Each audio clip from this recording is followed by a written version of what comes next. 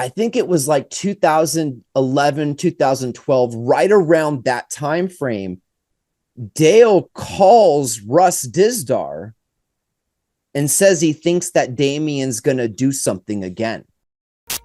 Legit scientists right now are positing that we live in a simulation. I feel like a lot of stuff is going on in the world that's brought up a lot of these conversations, even in our last couple episodes, just with UAP disclosure and, the Nephilim agenda that we always come back to.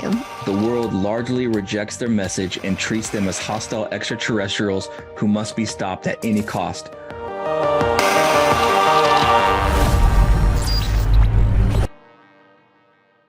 Hey campers, welcome back to another exciting episode of Camp Hermon. We've got Tori P in the house. What's up, Tori?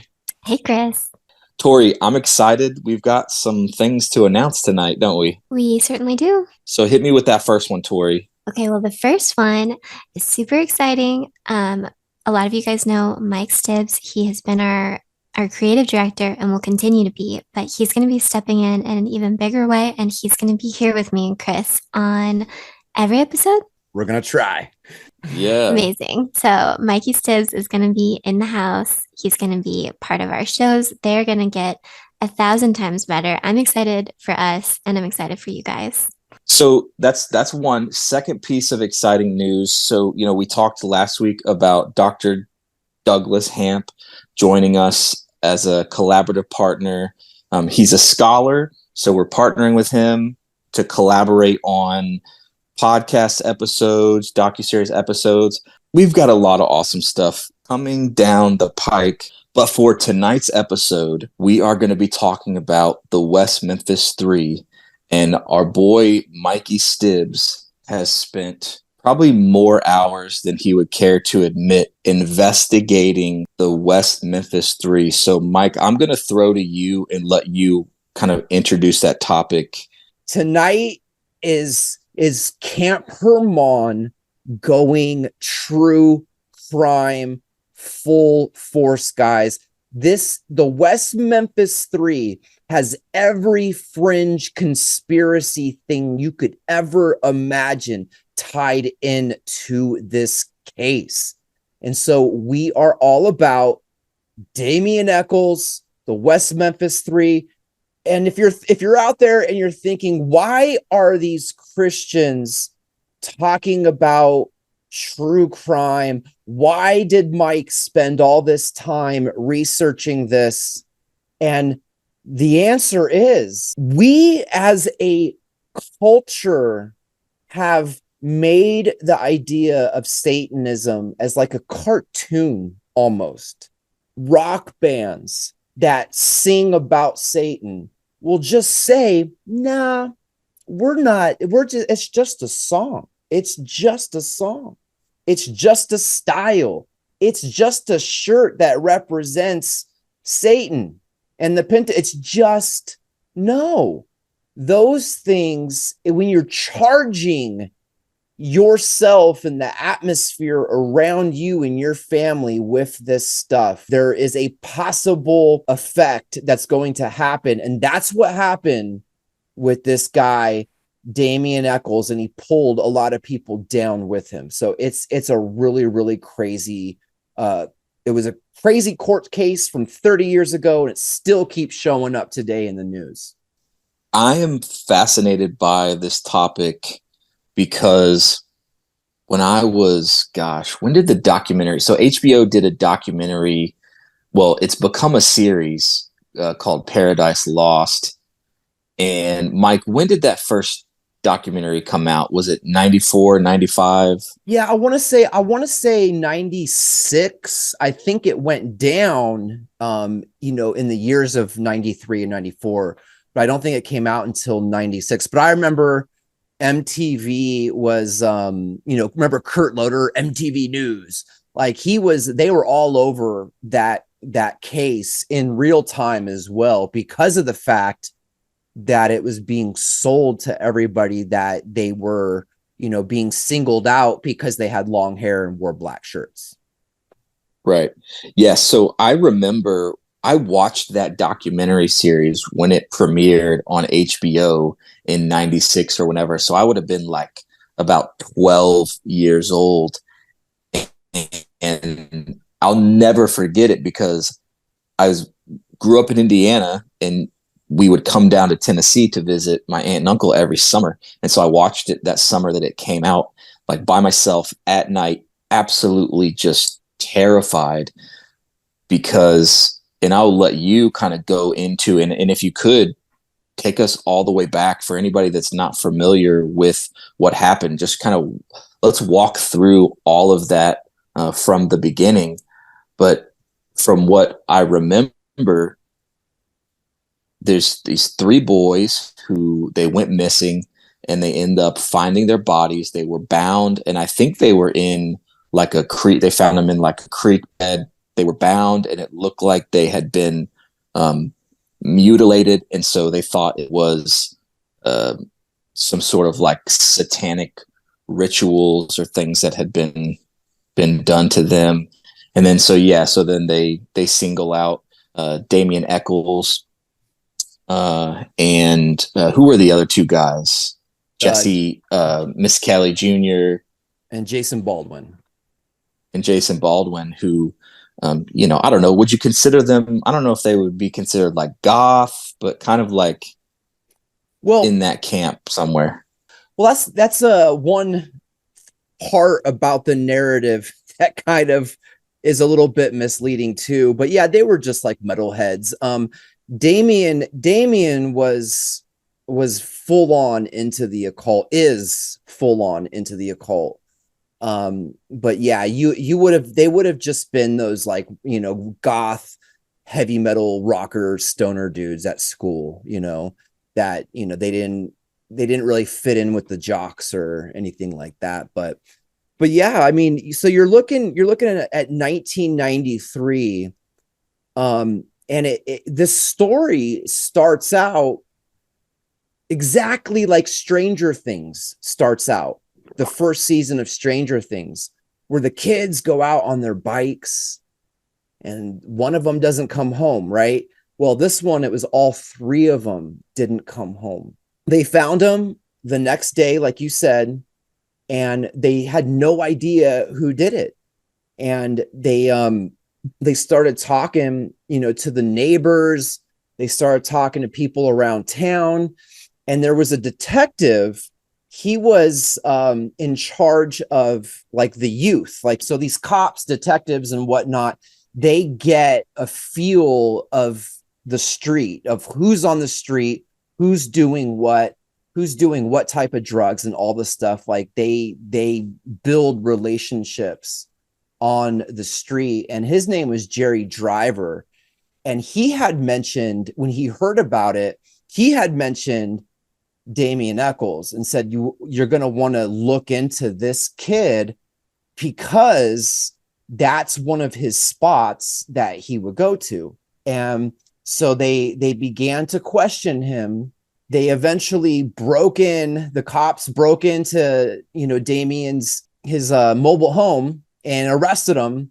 And then they went and picked up Jesse Miss Kelly later. It was really weird because three kids die in a very sophisticated manner.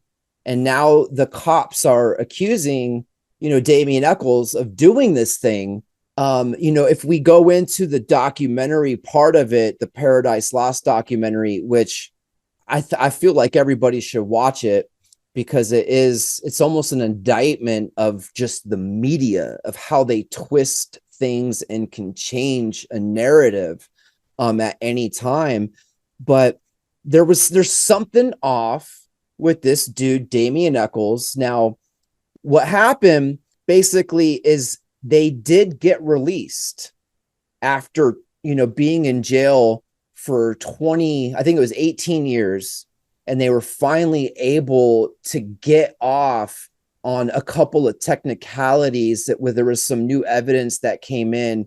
But like I said, it's still in the news today. You had the story of fallen angels in it, right? You had Aleister Crowley in it.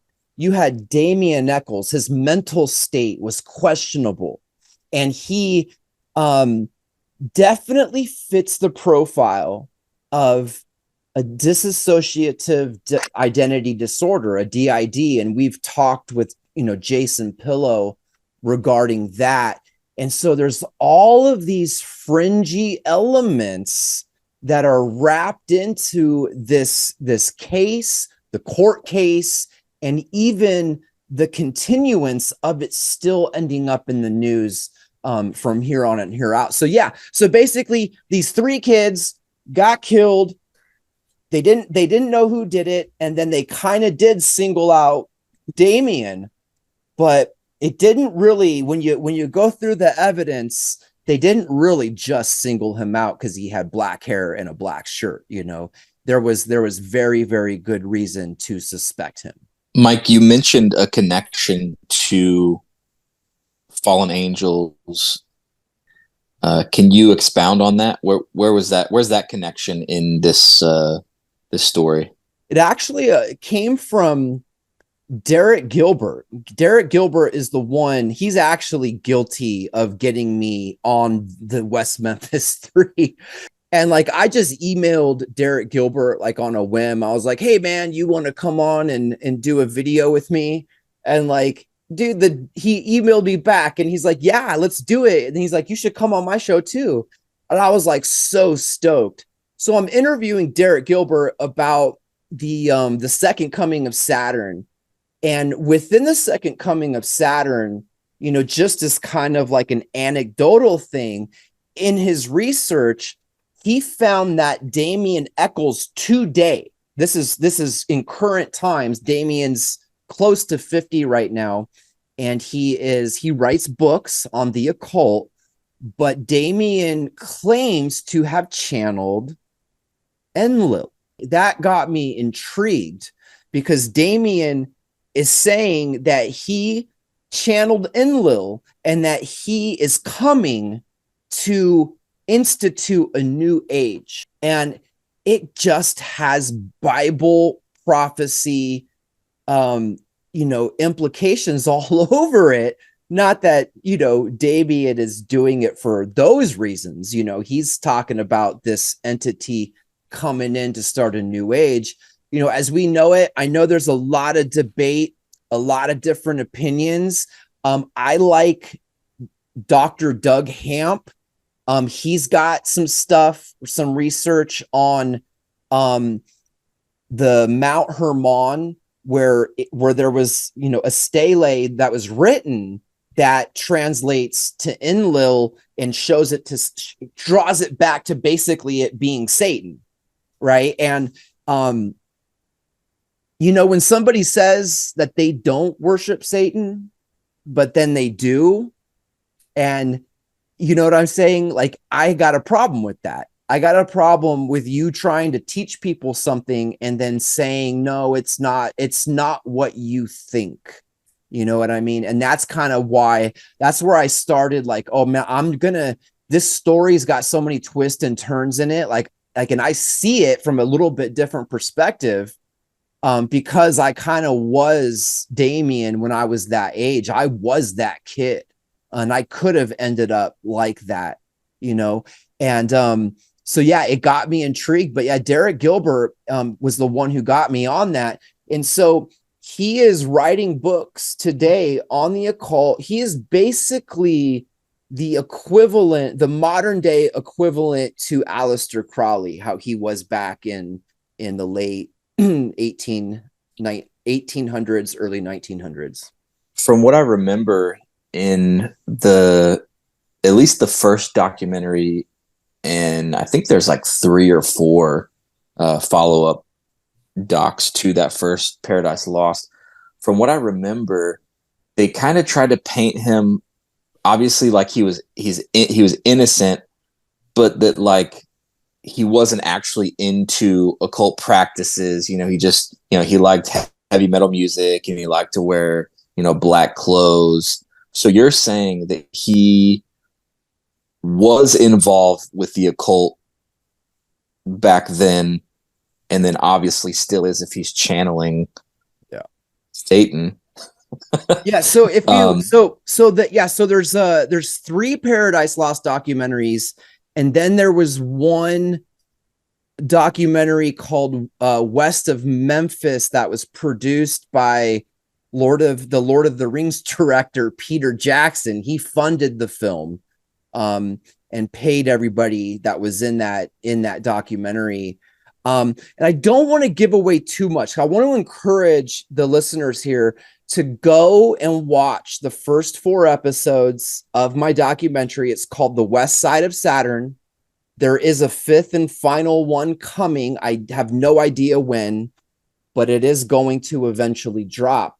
But my documentaries are questioning those documentaries and calling it out. And so there's a website that actually has brought all of the evidence together.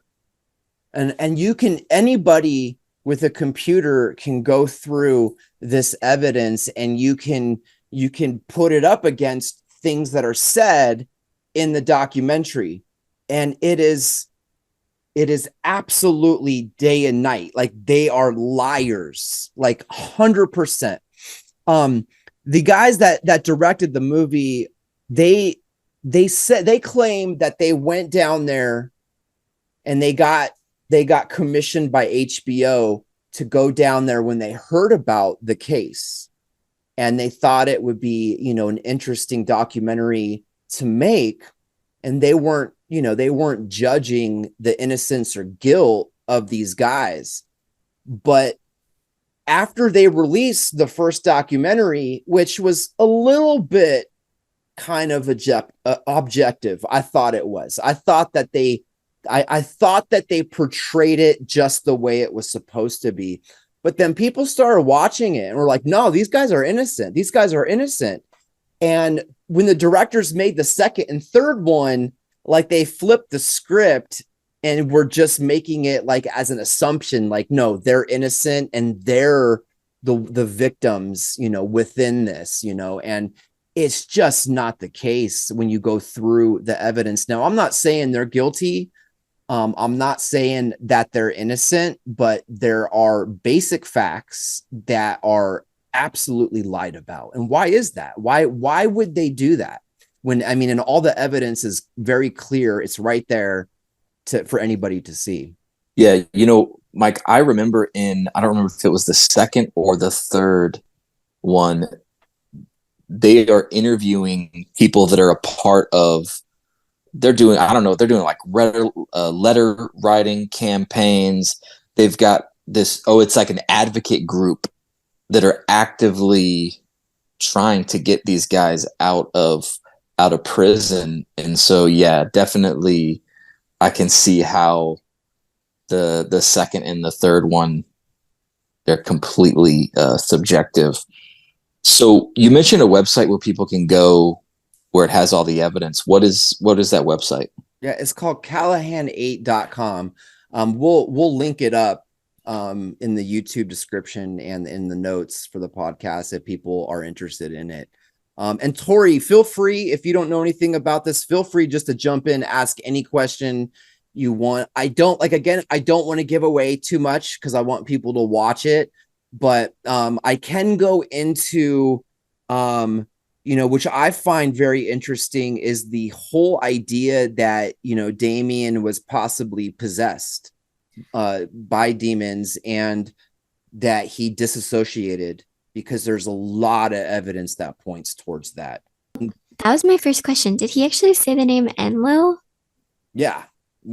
He said, so within that, which was, this wasn't back then, this is just recently, but yeah, he said he was channeling angels, because he that's what he teaches people to do, just like Aleister Crowley did, where they literally will channel an angel and speak with it and commune with it, and really there's like some sort of like symbiotic relationship that you're after, kind of like us Christians with Holy Spirit. But yeah, he said he saw the name Enlil written across the sky. Yeah, that seems very shady to me, because I had literally never heard that name before until we did that episode with Doug. Yeah, and so Enlil, I mean, it goes back. I mean, Enlil is one of the oldest gods that you can find in the pantheons, in the old, esoteric pantheons. And when you say that you don't worship something evil, and then you're directly talking about Enlil, who Derek Gilbert makes the case that Enlil is Saturn, is Marduk, right? Is the god that the Israelites were told not to sacrifice their children to, right? And so you have it in the Bible where God is literally saying, do not do what your Gentile neighbors are doing by doing these these satanic rituals. And here you got this Yahoo that's like trying to teach people, yeah, man, like I could channel Enlil, man. It's totally cool. I don't worship Satan. No, you're evil. You're asking an evil entity from history, one of the oldest ones, to come in and inhabit and have a symbiotic relationship with you. How is that okay? So in 2002, right, and this is what I found very interesting, and I got Jason Pillow. He came in and he did a couple of interviews with me regarding it, because Jason Pillow, he's suffered from, he was an SRA victim, and dealt with dissociative identity disorder, to where you black out, and you do things and you black out and you don't remember. And so in 2002, the defense attorneys hired a psychiatrist to evaluate Damien, and the list is so long of just the negative things that were legit wrong with him. But one thing that he would do is he would have blackouts for an hour, sometimes 2 hours, where he just blacked out and he had no recollection of what would happen. And he would just, all of a sudden come to, and like 2 hours have passed. And so again, I don't want to give away too much. Go watch the documentaries and wait for the fifth one. But I'm asking the question, is it possible that a person could kill somebody or kill 3 kids and not remember it and really think that they're innocent? Like, I'm just asking that question. Is that possible? And I think it is, especially, if you mix in somebody who has a real mental illness, right? And then they're asking these entities to come in and to play, right? Like Damien Eccles clearly did as a kid, and you take those two, you put them together. It just seems like a scenario that is possible. Like, again, I'm not saying I think that that's what it is, but I'm saying it's possible. He has all of the attributes of somebody who is capable of having an episode like that. And the guy's got a long history. And to say that he was singled out because he had long hair and wore black shirt it's a false statement. He had been in jail before, many times. Actually, I think he was in jail 2 times with 2 different priors. And he has all of the attributes of somebody who is capable of having an episode like that. And the guy's got a long history. And to say that he was singled out because he had long hair and wore black shirt it's a false statement. He had been in jail before, many times. Actually, I think he was in jail 2 times with 2 different priors, to where of doing some really weird stuff. He got arrested one time, and he was trying to bite his roommate's arm off. I mean, he took his arm, he's like biting it. I don't worship Satan. I didn't do this. Why are you singling me out? That is so, so scary. And I know we've talked about the film Nefarious before, about the guy who's demon possessed. And also, not to like give too much of a spoiler about that, but like he's demon possessed. He's in jail. He's about to be executed. And it's pretty similar, like, because he doesn't, like, the demon will show up and be talking, and then like, yeah, and he'll do something and the guy won't remember doing it, you know? And I kind of think that makes sense because I don't really know how that goes, but I feel like you would be blacked out and like someone else is operating you, you know? So like you wouldn't have a memory of doing it because like you didn't do it. It was like you've been hijacked.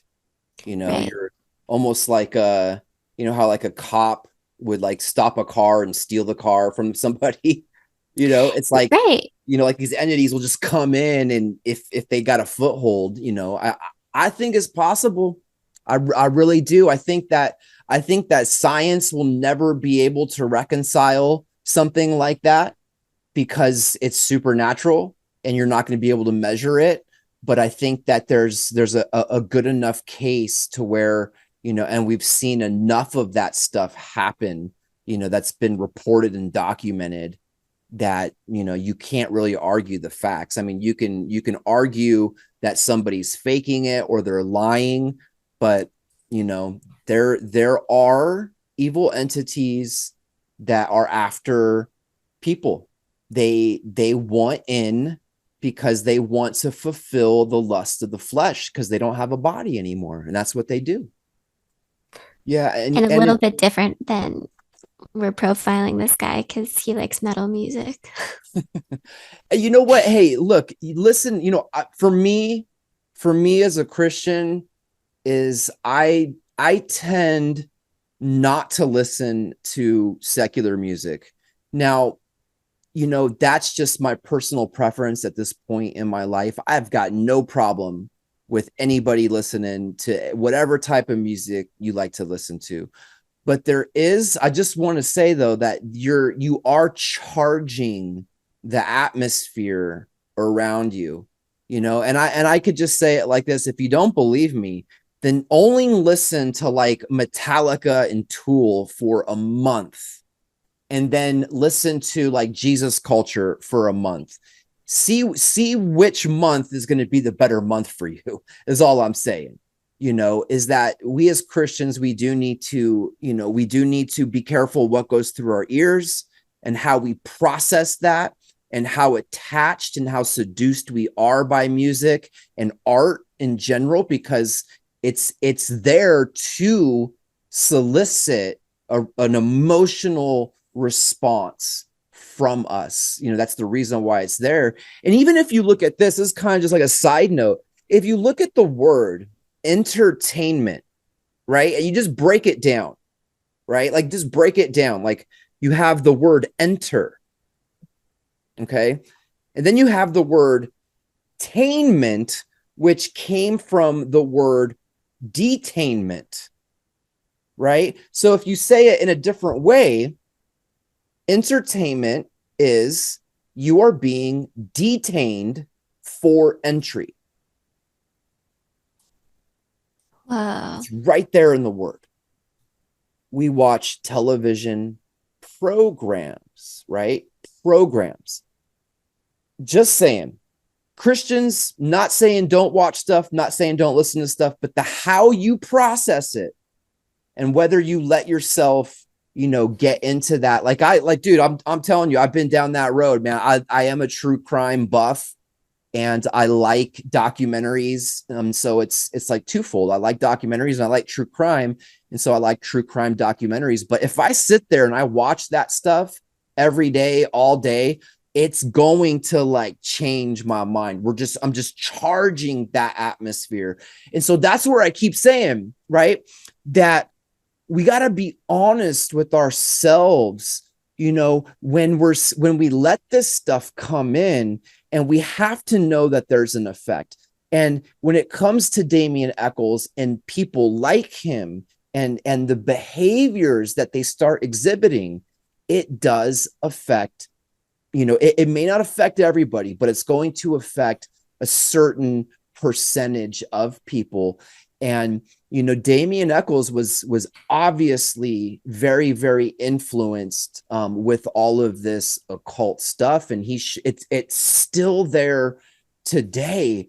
And it's like, man, we got to call a spade is all I'm saying, and I understand, like, I don't put my laws, my personal laws that I make, like not to watch something or not to listen to something. I don't put that on somebody else because they may not feel that way.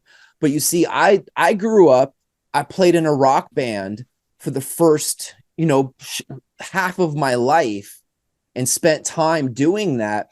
And so when I hear a song from back in the day and it brings up nostalgia, it brings up so much more than it might bring up for somebody else. And it gets me to remember the clubs and the smell and getting high and all that stuff. You know what I mean? And so I don't put that on anybody else as a law, but individually, it's like we have to recognize if we're letting stuff come in to our ears, we're letting stuff come in through our eyes, we have to be honest with ourselves and say, you know what, I feel convicted. I feel like Holy Spirit within me is saying, I don't like this. And if you have that conviction, then try to move away from that. And I don't mean to turn this into like a sermon, but again, I'm not putting that on Christians at all. I know, my boy Kenny C plays heavy metal music, has his whole life. He teaches kids guitar, and he uses it as a ministry, and it doesn't affect him like the way it would like affect me. But we're all individuals. We all have an individual relationship with Christ, and it's important to be sensitive to that. If I remember correctly, did one of the three, and it may have been Jesse Miskelly, did one of them give some sort of admission of guilt, but then later it was retracted? So let's go back just a little bit here, and I'll give a little bit more details. Again, go and watch the West Side of Saturn. In addition to that, guys, you can listen to those as podcasts. They are documentaries with lots of visuals in them. But if you are a podcast listener, they translate to the podcast realm just as good. It's just a story. I'm telling the story, and I'm taking you through it. But yeah, so Jesse Miskelly confessed to the crime that him, Damien Eccles, and Jason Baldwin did it. And then later he recanted that confession. In court, they brought in like a false confession expert, right? Like they have all these different experts. But a coerced confession is actually quite common. And I looked into it just as a side thing to see how common it was for people to confess to crimes that they didn't commit. And surprisingly, it happens a lot. And Netflix has a true crime docuseries on that called Confessions. And it goes through and, it shows these stories of some of these people sometimes, admitting guilt to a crime they did not commit. So it's very interesting. But this dude, after he got sentenced the first time, he gets in the cop car and he confesses to the guys driving him there. They asked him, like, hey, man, how'd you do it? And the whole way from the courthouse to the jailhouse, he's telling them how he did it. And that's the second confession. Believe it or not, he confessed a third time. He asked them to bring a Bible in. They call it the Bible confession. And he confessed. He told the whole coherent story of it, right? and it makes a lot of sense, and you can get it. I play in I think it's the 4th episode. I play a lot of that Bible confession, and it's very, very coherent. Now, I understand why some people think it's not real. That's okay. You can think it's not real, but I think that's the real story. So the thing about it is the police kept saying that this was a satanic ritual, right? I don't see that. I don't see that in the evidence at all. I do see that, and when you say like a ritual, right, you're talking like, you're picturing like a church service, like you're doing something that's a ritual, like you're wearing hoods and stuff and all this crazy stuff. That did not happen. There's no evidence for that. There is some hearsay, and I talk about that as well in the documentary. But that's where I think the police got it wrong. I think the police got it wrong and tried to push it as a ritual, and that's what eventually got them into trouble and kept the case alive. Even though they were convicted, it kept it going, for the different appeal processes and whatnot. So yeah, Jesse Miskelly, that dude's got 3 confessions under his belt, and they finally just told him, you're not allowed to talk anymore. You're done, because he was working against against the other 2 guys that, Jason Baldwin, he seems innocent. Damian Eccles at times seems innocent and at times seems guilty to me, depending on what piece of evidence I'm looking at.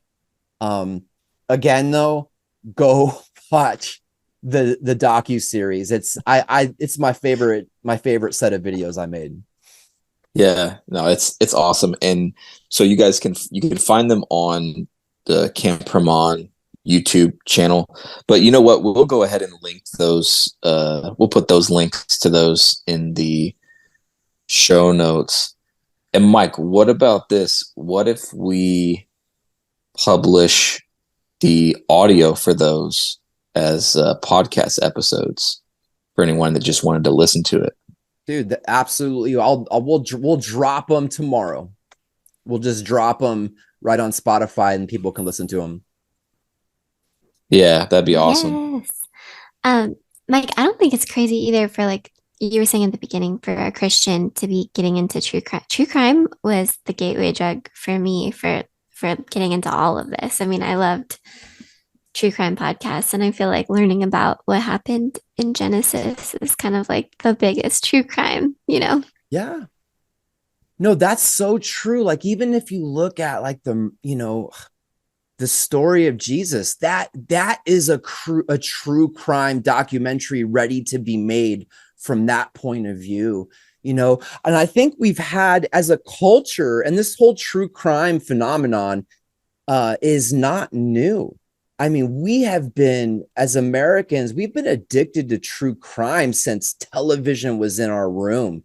I mean, since we've had the television, and it's not going to stop. And, there is, in some of these satanic type of crimes, and also, just real quick, shout out to Russ Dizdar. Love that guy. I loved that guy. He's late, Russ Dizdar. But if you are newer to the Fringe realm, start just searching Russ Dizdar on YouTube and go to his website, Shadow the Darkness. He is so well versed in all of this stuff. So yeah, again, Shadow the Darkness, Russ Dizdar. He's got some really good stuff. Basically, he's kind of like an investigator of satanic crimes, and he used to work for the police as a consultant. And oh yeah, that was interesting too. So after I dropped the first episode of the West Side of Saturn, this dude hits me up through Facebook, Tom Dunn. And I knew who he was. I never really watched any of his stuff, but Tom Dunn worked with Russ Dizdar.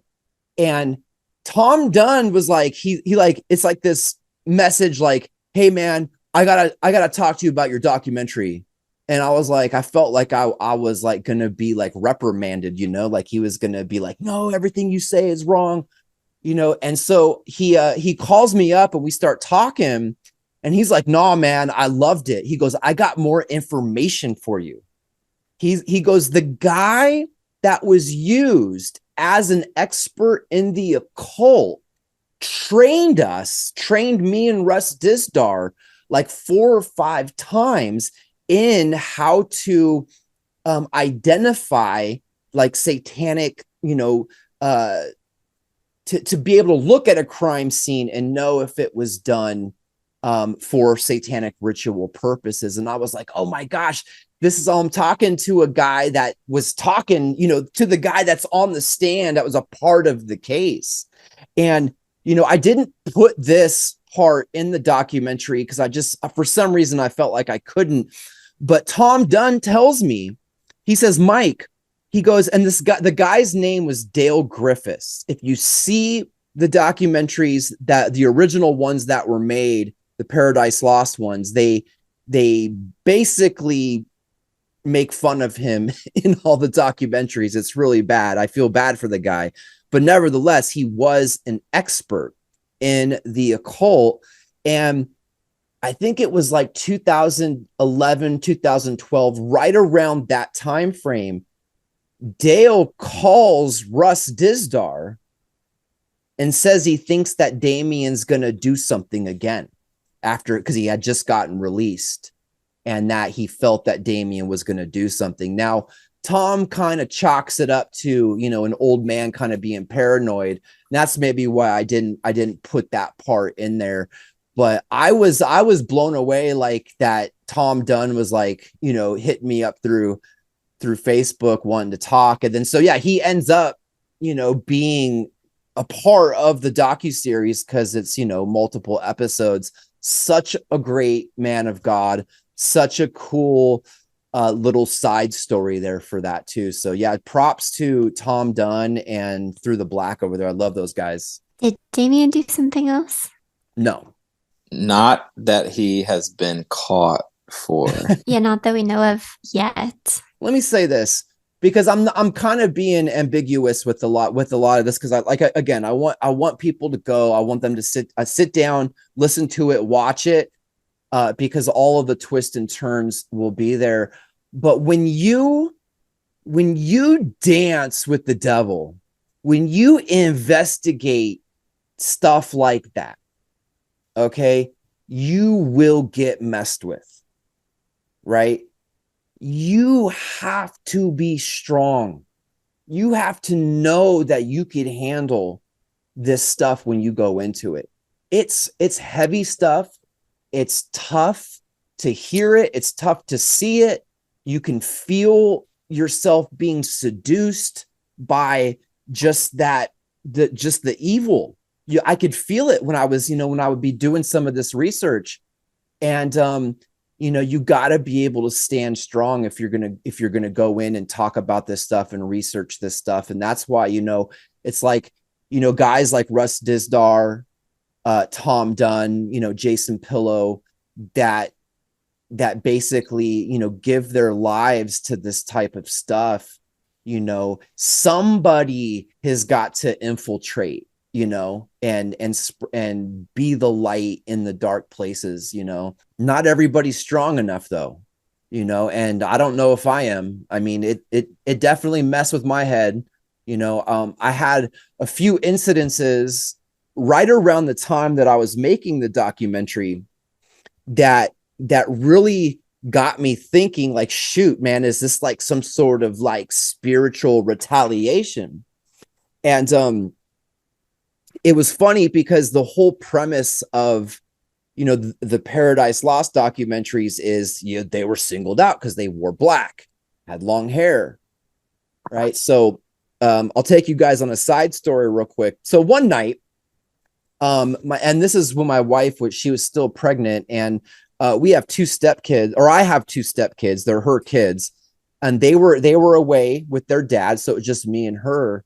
And it's about 10 o'clock at night, and she's taking a shower, and I'm chilling on the bed, and all of a sudden I hear like this, on the door. And I'm like, that's not a happy knock, right? So I go to the door, nobody's there. So I'm like, okay, somebody's messing with us. Go back into the room, and the bathroom's like off to the side, and there's a window that's right on the street that is the window to the bathroom. And I hear this guy knocking on the bathroom window. Bah, bah, bah, bah, bah, bah, bah, bah, bah, bah. So I come back around, I see the guy, and he sees me. And so I run, I try to go outside. I was going to try to see who it was, and he's gone. Right. Next day, I'm driving down the street in our neighborhood, and I see the kid that did it. It was just a kid. He's like, 14, whatever. But guess what? Long hair, wearing black. And I'm thinking to myself, like, is this spirit trying to like intimidate me? Or is this like a chance for me to like minister to this kid, right? To like call him out on it. Like, hey, bro, like, what the heck were you doing? You could have got shot. This is Montana. You come on my property, I can shoot your head off, and I'm okay. And so it was just like these, like, it just stuck out in my head, as being like, is this a part of that? No, probably not. But here at the same time, here's this impressionable youth, that's right around the same age as Damien Eccles was when he, got in trouble for doing what he, may have did or may not have done. Right. And I'm thinking to myself, I want to beat this kid up, and then, but Holy Spirit in me is like, no, you have to minister to him. Like, you have to reach out to him in love, and that's what, maybe nobody did to Damien, maybe no spirit-filled Christian came across him, and not to blame Christians on that, but, I don't know. I mean, I think we can affect somebody's future with a small act of kindness. And that's kind of where I ended up. Now, I never ended up being able to confront the kid. I never saw him around the neighborhood again, but believe you me, I was going to confront him. Like, you don't do that in my house. This is the first house I've lived in my entire life too. I'm like so protective of it, So, but yeah, just crazy stuff, man, with this. When you go into this realm, you will get messed with. You will have weird dreams. They will just mess with you, and they'll see how much they can mess with you. And so I don't wish that on anybody. Psalms 91 over everybody right now in Jesus' name.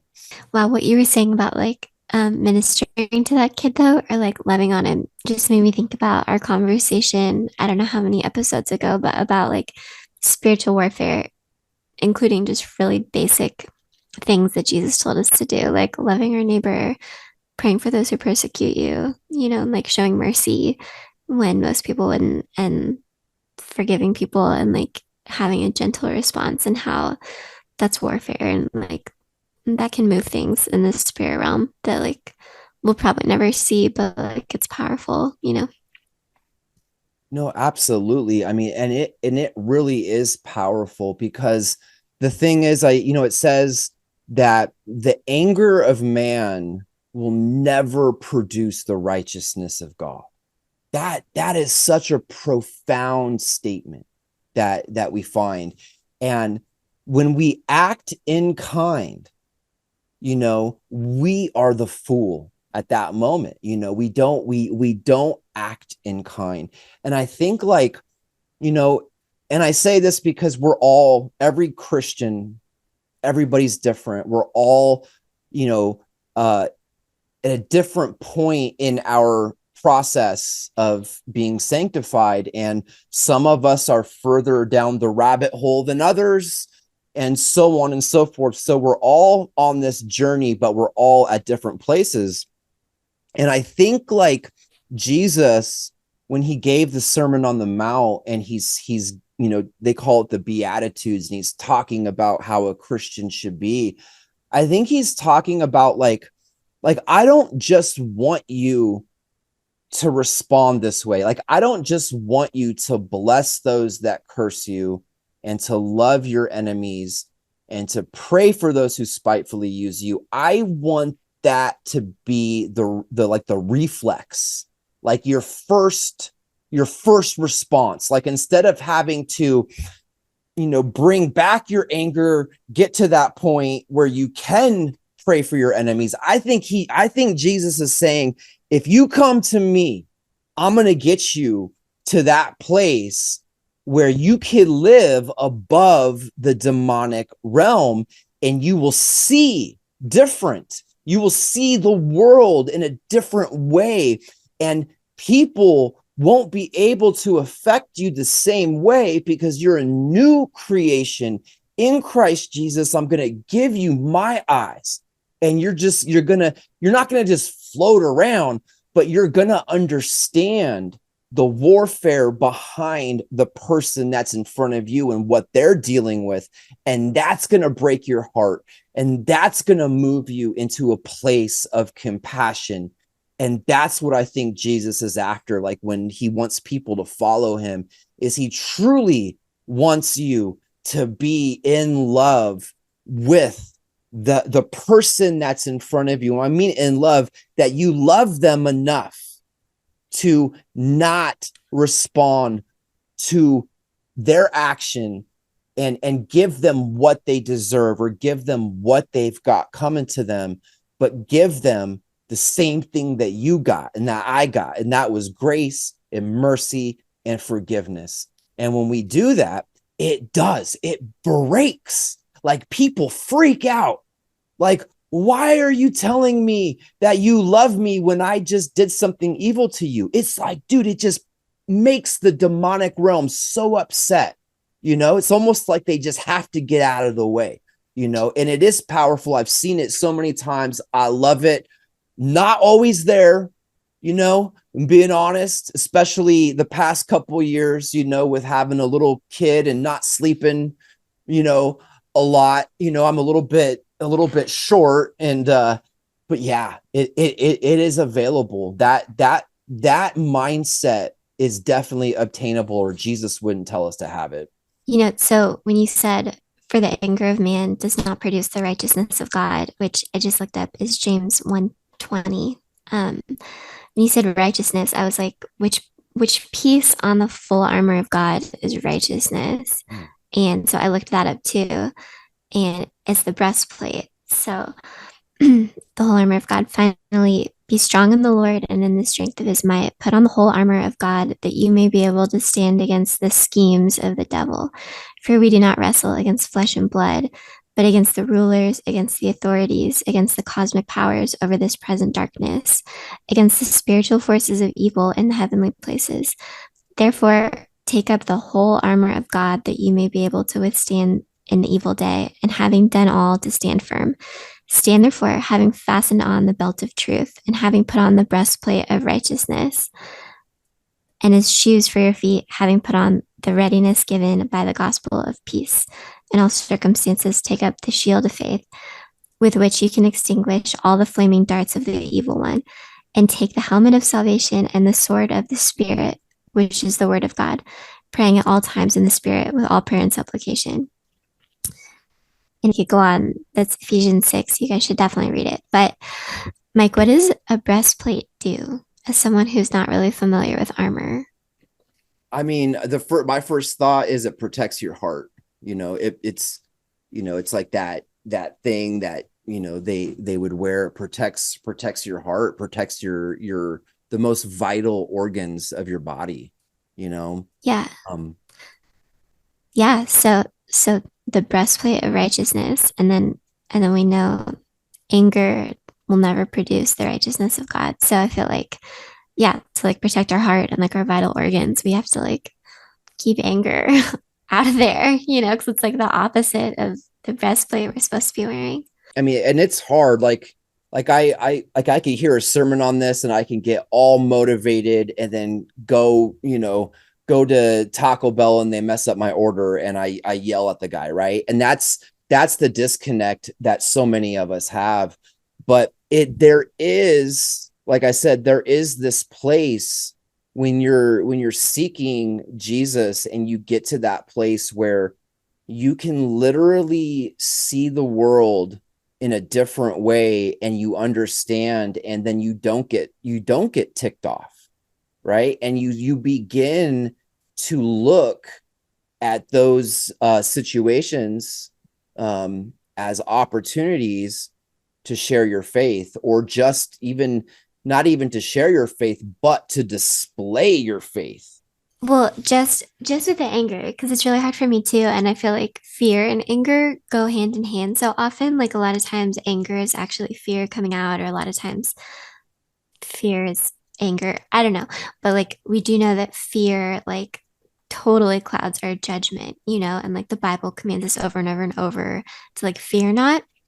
But I'm just picturing this scenario like with you at your house with your pregnant wife, like this precious, like everything that's precious to you in the world. And then there's this like kid who's like causing fear. I mean, in the moment, and you didn't know that it's a kid, right? But like basically how impossible would it be in that moment for you to like show love to this person?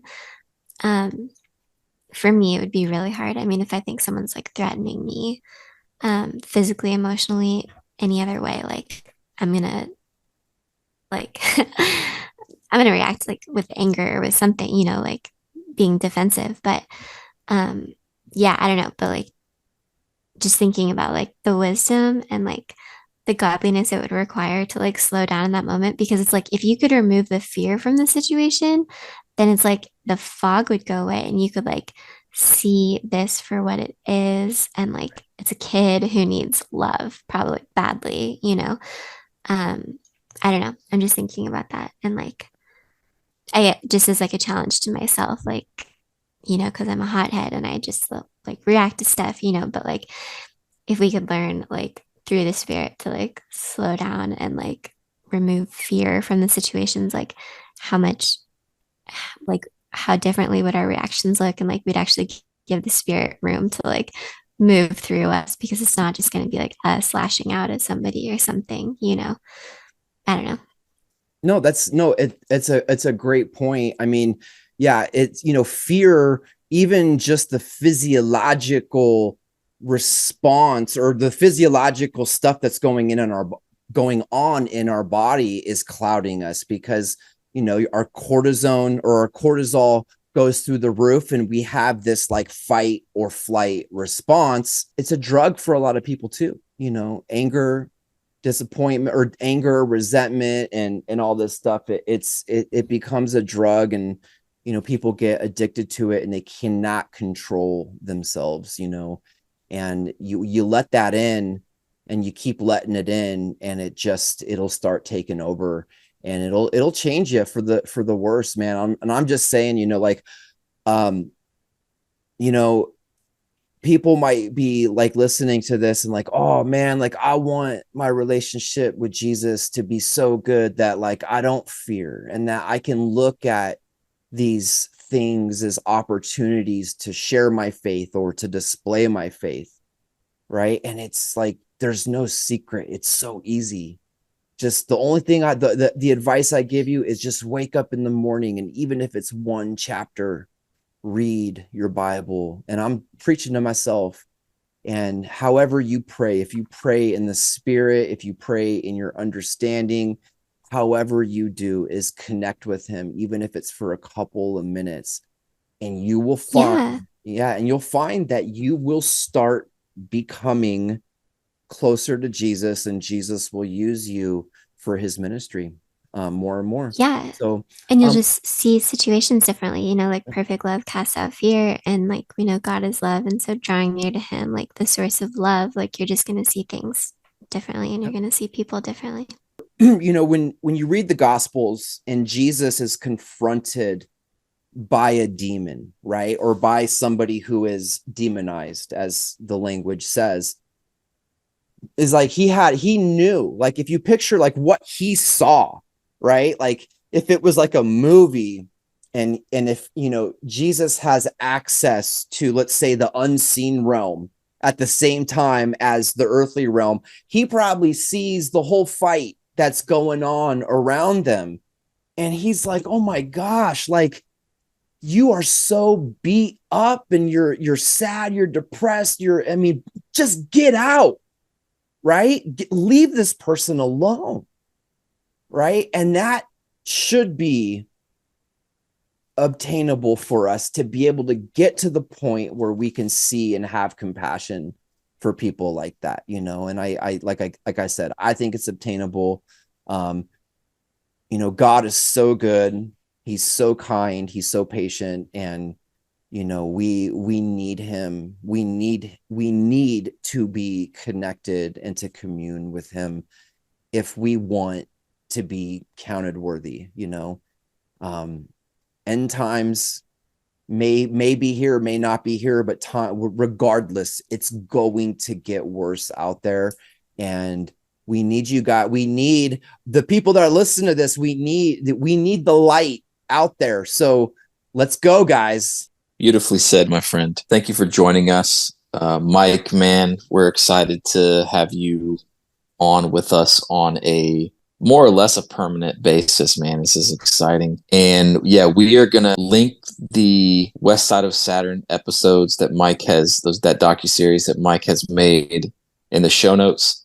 And then we will also drop those episodes on the podcast platforms for those of you that want to just listen to it as well. So we appreciate you for joining us. Guys, if you want to support Camp Hermon, you can go to camphermon.com, become a member, buy some merch, go to kevlarjoe.com, buy some coffee, use the promo code CampHermon10. And yeah, we love you guys. We appreciate you. Camp on, Tori. Camp on, Chris and Mike. Shalom. Until next time. Hey, they came down to top vanity, brought the proliferation of humanity. Hey, fallen sons of the Most High God took advantage of the planet he made, forming a holy alliance of evil. And look at the daughters of Adam in vain. Then the flood rain came to restore its creational order to how we arranged. Put the disembodied spirits of the giants.